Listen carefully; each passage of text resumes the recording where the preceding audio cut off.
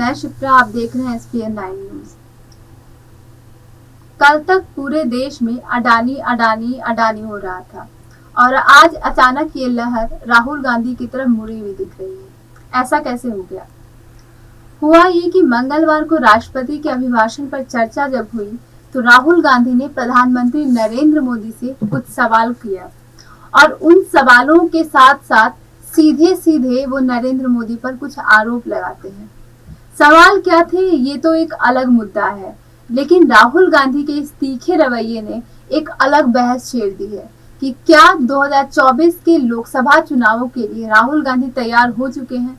राहुल गांधी नरेंद्र मोदी को PM candidate के रूप में कड़ी टक्कर दे सकते हैं। देखिए ये रिपोर्ट। 2014 के चुनावों से पहले भाजपा के लिए एक बड़ी चुनौती थी कांग्रेस के प्रति आम जनता के मन में छपी उस छवि से पार पाना, जिसमें वह आम जनता इस पार्टी को गांधी नेहरू से जोड़कर देखते हुए इसके प्रति एक सॉफ्ट कॉर्नर रखती थी। सॉफ्ट कॉर्नर इसलिए क्योंकि गांधी नेहरू परिवार के लिए लोगों के मन में एक आम छवि यही रही कि यह पार्टी देश की आज़ादी के लिए आंदोलन से जुड़ी हुई पार्टी रही है, स्वतंत्रता संग्राम से जुड़ी पार्टी रही है, देशभक्ति से जुड़ी पार्टी रही है। कांग्रेस कई बार टूटती नजर आई, लेकिन गांधी परिवार का दामन थामे हुए वह हर बार इससे निकल गई। और सबसे चौंकाने वाला था 2004 का जनरल इलेक्शन, जब नरसिम्हा राव की भ्रष्टाचारी छवि से निकलने के लिए पार्टी ने सोनिया गांधी का दामन थामा और एक बार फिर उसकी नैया पार लग भी गई। अटल जी की लोकप्रियता भी तब गांधी परिवार के प्रति आम जनों का वह मोह तोड़ नहीं पाई थी। कांग्रेस जीत गई। तब बीजेपी ने बहुत कोशिश की कि अतीत की गुलामी को याद दिलाकर सोनिया गांधी के विदेशी होने का मुद्दा उछाला जाए और चुनाव परिणामों को अपनी तरफ किया जाए, लेकिन तमाम कोशिशों के बाद भी वह इसमें कामयाब नहीं हो सकी। और तो और मनमोहन सिंह को सरकार की कमान देकर सोनिया गांधी ने आम जन में अपने प्रति सिंपैथी बटोर ली। तब शायद बीजेपी को समझ में आया कि कांग्रेस से पार पाना है तो इस गांधी नेहरू की छवि को खत्म करना ही होगा, और ना कर पाए तो फिर उसे हमेशा ही सत्ता से बाहर रहना होगा।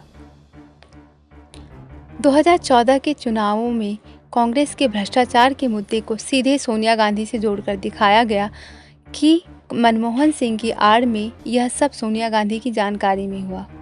सोनिया ने जब राहुल को आगे किया तो उन्होंने तुरंत राहुल को युवराज की छवि दे दी और एक तरीके से उस युवराज से नरेंद्र मोदी की चाय बेचने वाली छवि की तुलना कर दी गई, जो तुलनात्मक रूप से आम जन को भावुक करने का प्रयास करता था कि आम जनता को पसंद करेगी, ना कि युवराज को। बीजेपी इतने पर नहीं रुकी और राहुल गांधी को इस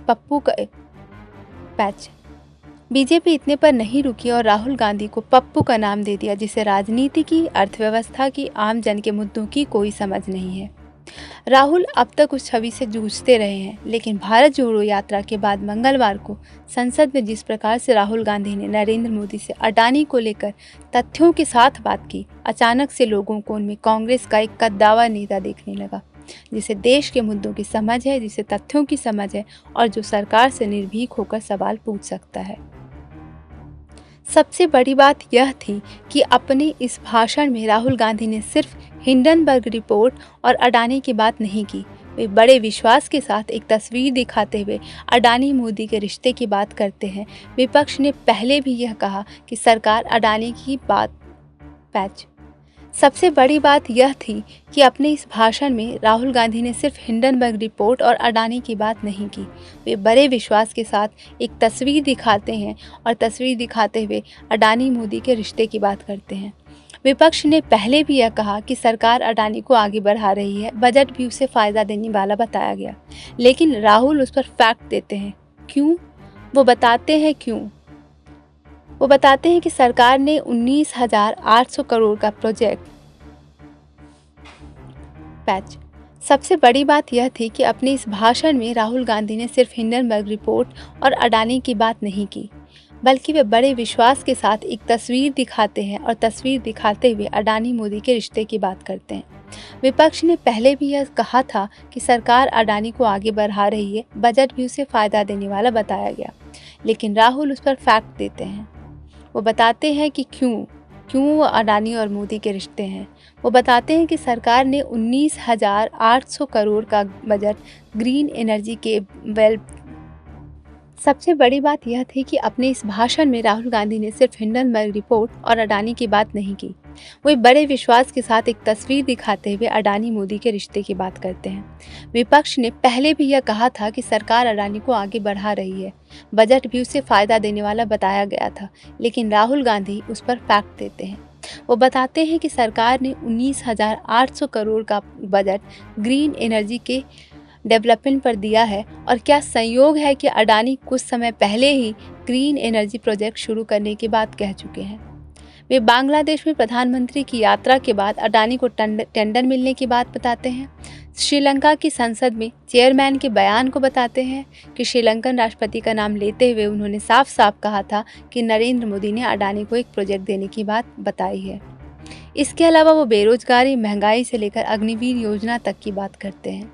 वो लोगों के साथ खुद के जुड़ने, उनके अनुभव सुनने, अनुभवों को साझा करने की बात करते हैं आम आदमी के साथ। और जिस प्रकार से वो ये सारी बातें कहते हैं, उनकी किसी भी बात को झुठलाना विपक्ष के लिए मुश्किल दिखता है। जाहिर तौर पर कह सकते हैं कि उनकी पप्पू की छवि से ये चीज़ें बिल्कुल अलग हैं और इसमें एक परिपक्व नेता की छवि दिखती है। वो अब सवाल करते हुए घबराते हुए या कंफ्यूज नहीं दिखते हैं।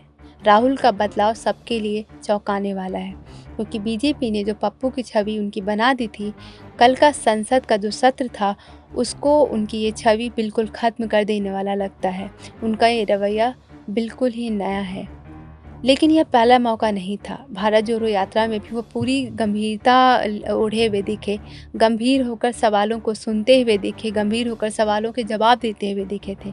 किसी बात पर वो कहते हैं कि उन्होंने राहुल गांधी को मार डाला और आध्यात्मिक हो जाते हैं, और कभी वो कहते हैं कि योगी ठग हैं। इसका अर्थ अब तक उनकी परिपक्वता से नहीं लगाया गया था, लेकिन कल संसद भवन में जब उन्होंने नरेंद्र मोदी के साथ सवाल किए तो उनकी परिपक्वता साफ झलकती है। और इस पर उन्हें यूपी के कई नेताओं का समर्थन भी मिल रहा है, विपक्ष के कई नेताओं का समर्थन भी मिल रहा है।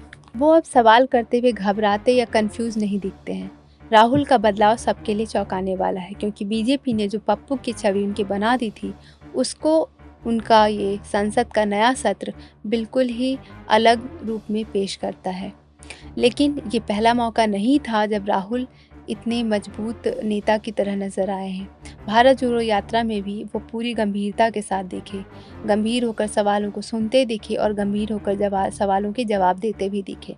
किसी बात पर वो कहते हैं कि राहुल गांधी को उन्होंने मार डाला, और किसी बात पर कहते हैं कि योगी ठग हैं। हालांकि उनकी ये इस बदली हुई तस्वीर को लोगों ने पहले नहीं वो अब सवाल करते हुए घबराते या कंफ्यूज नहीं दिखते हैं। राहुल का बदलाव सबके लिए चौंकाने वाला है, क्योंकि बीजेपी ने जो पप्पू की छवि उनकी बना दी थी उसको एकदम खत्म कर देता है उनका ये रवैया। हालांकि ये पहला मौका नहीं था। भारत जोड़ो यात्रा में भी वो पूरा गंभीर दिखे, गंभीर होकर सवालों के जवाब देते दिखे, गंभीर होकर सवालों को सुनते दिखे। किसी बात पर वो कहते हैं कि राहुल गांधी को उन्होंने मार डाला। इसका अर्थ अब उनकी बदली हुई इस परिपक्वता वाले भाषण में दिखता है। वो योगी को भी ठग कहते हैं और इस पर उन्हें यूपी के कई नेताओं के समर्थन भी मिलते हैं। सबसे बड़ी बात ये है कि आम जनता को भारत जोड़ो यात्रा के दौरान राहुल के साथ जुड़ा हुआ देखा गया।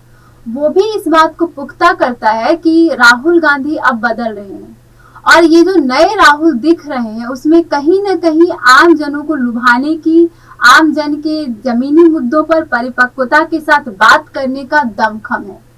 जाहिर तौर पर कहीं ये मैसेज जाने लगा है कि 2024 के चुनाव में नरेंद्र मोदी के लिए राहुल गांधी कड़ी चुनौती साबित हो सकते हैं, और प्रधानमंत्री पद के लिए अब तक जो वो एक कमजोर चेहरा माने जाते थे उसको वो गलत साबित कर रहे हैं, और उसको गलत साबित करते हुए कहीं ना कहीं वो एक मजबूत पीएम कैंडिडेट बन सकते हैं 2024 में। इससे इनकार अभी का सिनेरियो देखते हुए कोई नहीं कर सकता। आज के लिए बस इतना ही। आप देख रहे थे SPN 9 न्यूज की एक खास पेश आज के लिए बस इतना ही। आप देख रहे थे SPN 9 न्यूज की एक खास पेशकश। वीडियो अच्छा लगा तो इसे लाइक और शेयर करना ना भूलें। कमेंट कर अपनी राय हमें जरूर दें। Thank you.